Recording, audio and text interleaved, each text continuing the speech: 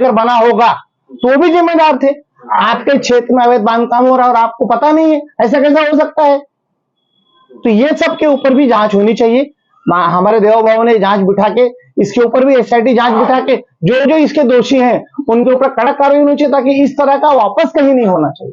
इसमें पुलिस की भूमिका क्या है? पुलिस भी कहीं न कहीं शामिल होती दिखाई देती है। बोले कानूनी कार्रवाई नहीं करती, वहां झगड़ा होने के बाद मारते पीटते, किसी एफआईआर दर्ज नहीं करती, एनसी के तहत मामला दर्ज होता, तो इसमें जाहिर सी बात है, साफ जाहिर हो रहा है कि पुलिस की भी मिली भगत हो सकती है, पुलिस का भी संरक्षण प्राप्त हो सकता है। हाँ, उस समय के जो अधिकारी होंगे उनके ऊपर कार्रवाई होना चाहिए। चुनाव से पहले जो भारतीय जनता पार्टी के लोग कह रहे थे कि वोट दीजिए, फिर हम आपको घर देंगे, चाबी देंगे, और इस तरह की कोई सारी चीजें सामने भी आएंगी, क्या कहेंगे इस सब बातों पर? मैं खुद वहां दिन भर बैठ के लोगों के हाथ पैर जोड़ता था कि आप इस बार जो है हमारे विधायक को चुन के लेके आइए। दोनों विधायक को चुन के लेके, वहां एक मंदिर है, वहां जाके मैं बैठता था, वहां मैं उनको रिक्वेस्ट कहता था कि देखो ये विधायक चुन के आएंगे, ये विधायक डायरेक्ट चीफ मिनिस्टर से संबंध इनका है, आप लोगों का काम तुरंत हो जाएगा। और मैंने हरदम ये जीआर की मांग की, क्योंकि मैंने कभी इनको सुप्रीम कोर्ट में जाओ ऐसा करो मैंने कभी नहीं कहा, क्योंकि सुप्रीम कोर्ट के जज के मूड पे है, देना है कि रिजेक्ट कर देना है, और उसी आदेश को फिर हर कोई मांग के चलेगा। तो मैं डे वन से, जब से ऑर्डर आया है तब से मैंने कहा है कि जो है आप इनको चुन के दीजिए, वैसे के विधायक को, नालासोपारा के विधायक को। ये लोग जो है डायरेक्ट देवेंद्र फडणवीस जी हैं, डायरेक्ट देव भाव है, ये लोग उनसे मिलके आपके लिए जीआर निकालेंगे। और जिस तरह उल्लासनगर बचा है, वहां के विधायक ने जिस तरह उल्लासनगर बचाया 2022 में, उस तरह आप बच जाओगे। मैंने हरदम ये कहा है। और वहां के लोग बाकायदा लोकसभा चुनाव में जो सन सिटी ग्राउंड में अमित शाह जी आए थे, वहां के लोग बराबर उस रैली में गए थे, लोकसभा का वोट उन्होंने दिया है, विधानसभा का वोट दिया, खुल के वोट दिया है।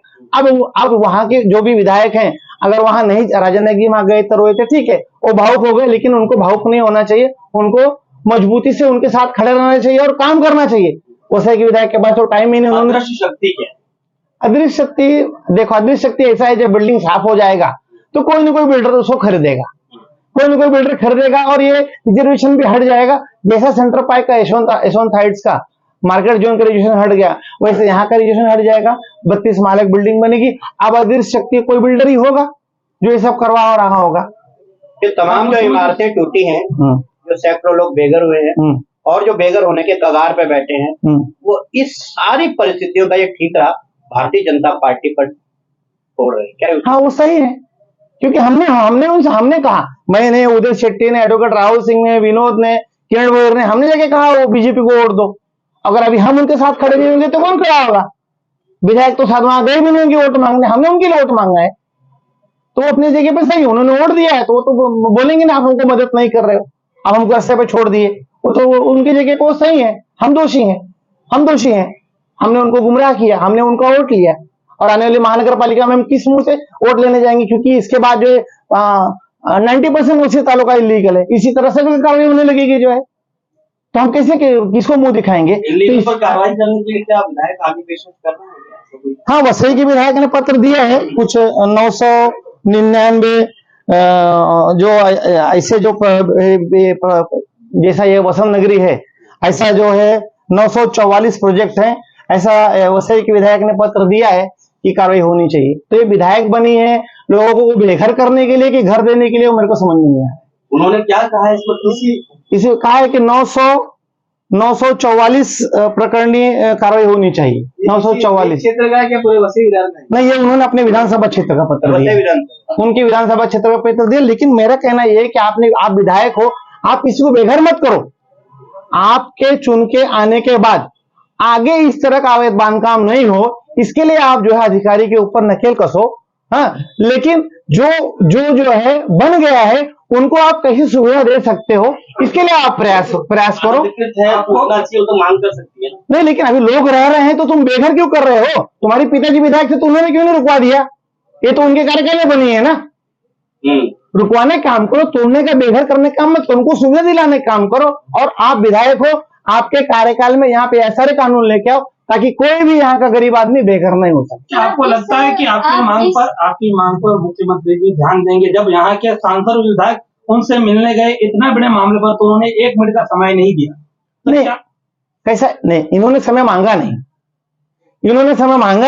इनको समय मांग के बंगले पे जाके बैठ के बात करना चाहिए था। फोटो खिंचाने के लिए आप बंगले पे जाते हो कि मैं जीत के आया हूं, आप शुभेच्छा ले लो, तो ये मांग के लिए आप वो भीड़ में क्यों गए मंत्रालय में?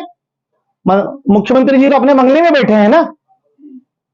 आपको समय, उनको समय चाहिए क्या मैं लेके दूं क्या उनको समय मुख्यमंत्री जी का? बोलो। लेकिन आप उनको समझाओ, आप चुन के आए हो ना, आपकी जवाबदारी है।